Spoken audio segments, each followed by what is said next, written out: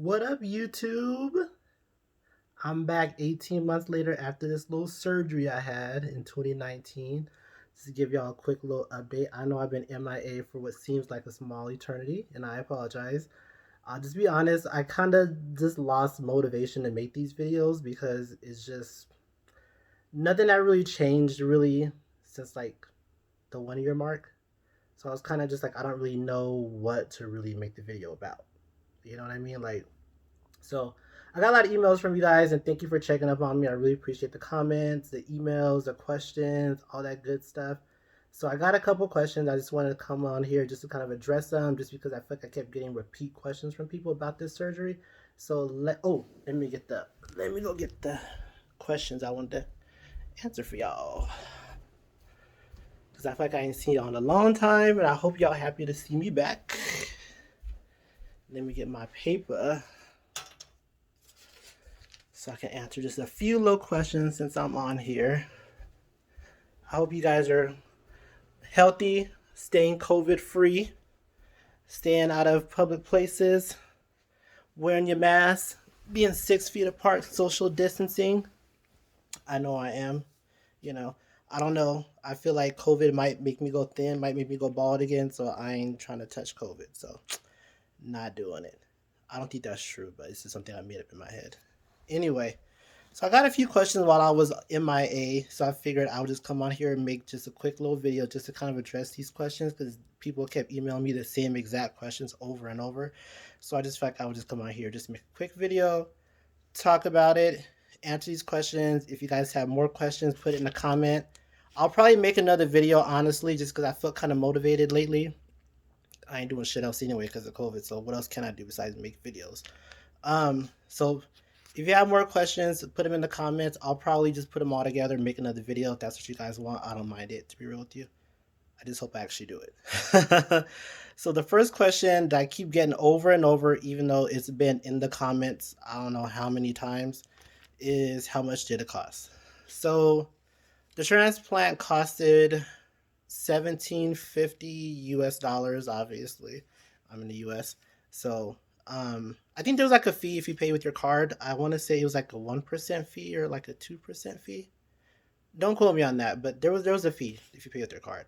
Um so that's how much it was. It was 1750 all inclusive, hotel stay for 3 days. Meals were, I think meals were included if you eat there. I ate there like once or twice. I don't remember, but I know meals were included. If you, yeah, I think so. I'm sorry, this is 2019, so I'm really trying to like remember if I paid for this food or not. But anyway, it doesn't matter. If you're worried about the food being included, then you probably shouldn't be doing the transplant, because that's really not what you should be worried about to begin with. Um, how long did it take is another question.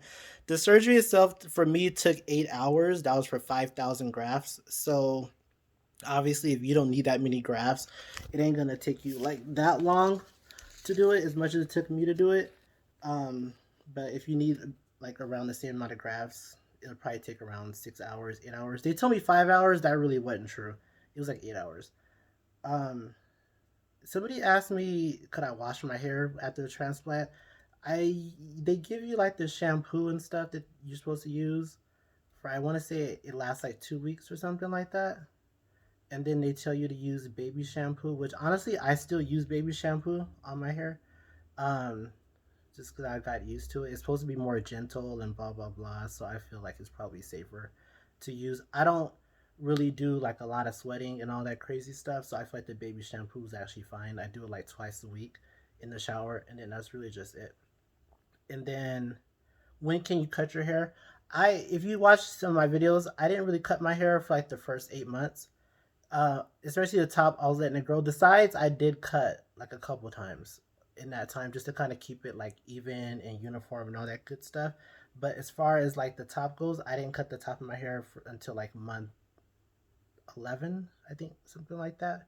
So just use caution. Just remember that if you cut it, and you like, because the thing is that when you do the transplant, like they tell you, like, the first 12 months is pretty much the time frame where you're going to see like what it's going to be like. When you get to month 12, that's kind of how you know what your hair is going to look like. So for me, I didn't cut it because I wanted to see exactly what it was gonna be, and then I would cut it. I didn't want anything to interrupt that. So if I got to like month 8 and cut it, and then now I'm at month 10, I don't really know what month 10 would have been like because I cut it at month 8. You know what I mean? So I hope that makes sense. Doesn't mean I don't know if it makes sense or not. Anyway, and somebody put, what do I use on it? Um, just to keep it moisturized, I use that Jamaican castor oil stuff. I'll be honest, when I was, I think the month 7 or yeah, the month 7 video, I saw I was going to use it a lot. I ordered it. I didn't really use it a lot. I've used it probably like 5 times since like month 8. Um, I'm just bad at using it.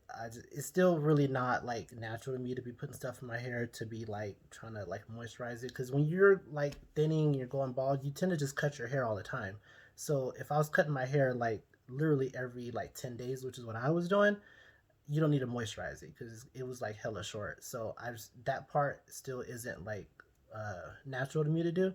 So I'm trying to be better at it, but it's, I'm just gonna be honest. I've used like 5 times, so I can't tell you if castor oil works as far as like making your hair grow thick and luscious and luxurious, because that's what they say. Um, I don't know. I'll let you know in a couple months once I use it like consistently, if that ever happens. Um, what? Who should do it? Huh? Who should do it? I don't know if I understand that question. It says who should do it. Sorry, I wrote this, but I don't really understand it. You know, I think this is talking about the actual procedure. I got like this long email from somebody who was gonna do it, and they were asking me if the techs do it or if the doctor does it. Now, where I went to, the doctor was there just to kind of like oversee the procedure. Like she came in a couple of times, but honestly, there was like 3 different techs that did it. To me, it came out fine, but I went into it knowing that the techs were gonna do it. Like, there's a lot of people that I've seen in the comments where they recommend a certain doctor because the doctor's gonna do it, the technicians aren't gonna do it, and that's what they want. I went into it knowing that I was going into it for because the price was pretty, it was really cheap, obviously the price, so I wasn't expecting the doctor to do it. So, if you're expecting the doctor to do your transplant, you're probably gonna be going to like a really expensive clinic or like you know probably something in the US, honestly, if that's really what you want. If you're going overseas, I don't know if that's really going to happen. Things might have changed since I've had my procedure, but when I went, it wasn't really like a thing. Pretty much the text did it at every place that I had researched. So I don't have a problem with it. I mean, as long as they do a good job, then I guess that's good. The bad part about that is the work is always going to be dependent upon the tech that does the transplant. So hopefully I have good techs. That's all I can say for you. Um, this one I got. This was an email I got from a gentleman about a month ago. I didn't even answer the email. I really just forgot. So I hope he's watching this video because this part's for you. He said he had been turned down for a transplant in the U.S. and he was wondering if he should go overseas because he was looking it up and it looks like they do good work. Now, with that being said, you didn't really put in your email, sir, how old you were, and I say that because that's a big part of being turned down. I know when I was looking for a clinic to go to, like in 2009, I got turned down twice by 2 different clinics in California, and one of the main reasons was because of my age. I think I was 2009. How old was I? I think I was 26. Yeah, I think I was 26. No, I was 25. I'm sorry, I was 25. So I was 25 when that happened, and it was discouraging that I got turned down to do the transplant because I really, really wanted it to do it. That's when I first started noticing that my hair was going thin, and but in hindsight, I don't like I won't say I don't regret because it wasn't my choice, but I don't. I'm not upset that I was turned down now because I feel like from that point on till like 2019 when I had my surgery, my my thinning progressed at that time like a lot. It actually accelerated a lot during those years. So I feel like if I would have had it, I probably would have to go for another surgery just because my hair would have continued to fall out. I don't know if that's really how it works, but I feel like that's probably how it would have worked. And I probably would have spent more money than I spent. Because at that time, that clinic was in California, and I don't even have to tell you who it was, but they were trying to charge an arm and a fucking leg, okay? So you probably know who I'm talking about. or do you? So regardless, so being turned down, another reason people get turned down is because of their donor area. A lot of doctors are not like excited to do it because they don't feel like the results are going to be good depending on your donor area. To that, I would say, for me, I got turned down for that once before too. And the reason I kept being persistent because I noticed that when I sent the pictures, it was right after I got a haircut, like like around whatever the back, and my hair was like really like short. And when my hair is short, it looks thin, but my hair actually grows out pretty thick in the back, especially the donor area. It was really thick. So I was like, oh, I probably should have sent pictures when like it was more like grown out, like kind of thick and bushy, like how it normally is. Like, and that would happen like in a week. Like if I cut my hair on the side of like donor area when I was going bald, the part that would grow, like it would grow like back within like a week, like real thick to where I'd have to cut it, like. So those are pictures that I started sending just because I feel like that showed the donor area like really what I was working with. So if you get turned down for that because they say your donor area is too thin or blah blah blah, try that. Like grow your hair out a little bit and then send the pictures that way. That way, like they see like how thick your donor area really is. Not like don't cut your hair then send pictures because that's just gonna make it look like you don't have hair to even get a transplant. You know what I'm saying? So just keep that in mind. So I hope that helps you. If you can't find any U.S. doctors to do it here, they're all kind of scared, whatever. Try a few places out there. What do you have to really lose, except your donor area? But then again, for me, the way I think of it is, what am I saving the donor area for? If I'm going bald at the top, what's the point of not doing the surgery? Like I really don't have much to lose because I can't do nothing with the donor area. That's all I got. You know what I mean? So you might as well use it and abuse it to get a transplant. Who cares what hopefully it turns out for the best. But if it doesn't, then you know, you gave it a shot.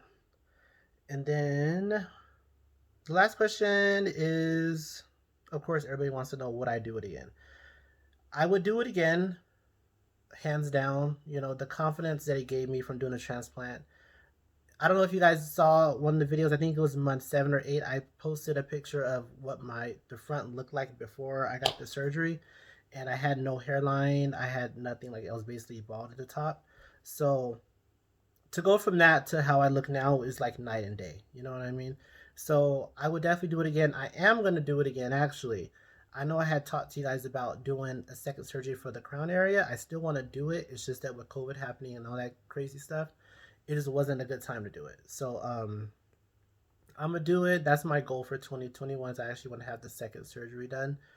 Um, I'll probably go back to the same place. I haven't researched clinics at all, like probably within the last like year. So I'm really honestly not like up to date on like who's popping, who's good right now, what they're charging, what's the hottest clinic to go to. And I know like a lot of you guys have been posting videos and messaging me and all that crazy stuff, telling me you guys had done it. So I'm actually real excited to see what a lot of, the results are going to be like. And who knows, maybe I'll go to one of the clinics that you guys went to. Or maybe I'll go back to where I went. I don't have an issue with the one that I went to, honestly. But somebody had told me, like, about around the 6 month mark when I had got mine done, somebody told me that they contacted that clinic and they were, like, charging double. They were charging, like, over 4 grand. So I don't know if that's true or not. But if that is true, I may have to second guess going there again because that's kind of a lot. It's not a lot if you think about like what they're charging, like in New York City, what they're charging in Atlanta, what they're charging in California, especially what they're charging in California, which is where I'm at. So it's not a lot when you think of it in those terms, but you go out there for the price. So you know, you gotta think of is it really saving money once you fly out there? Once you don't have to pay for a hotel, obviously, but who knows? Maybe they still include that. Maybe they don't. Hopefully they do. So I'm gonna contact them probably in the next coming months because I want to do it around the same time I did this one, which is in May. So um, hopefully, sorry, I have another call coming in right here. Um, so yeah, hopefully the prices are not like over 4 grand, which is what I heard last year. And so yeah, we'll see. But again, if you guys have any other questions, just let me know. These are all the questions that I had right here. So yeah, if you have any other questions, let me know. I'll be glad to answer them, and you'll see me back on here at some point, hopefully in a month or so. I won't disappear for another year again. And that's pretty much it. So I hope you guys are staying safe. Wash your hands, stay 6 feet apart. And that's it for now. Peace out.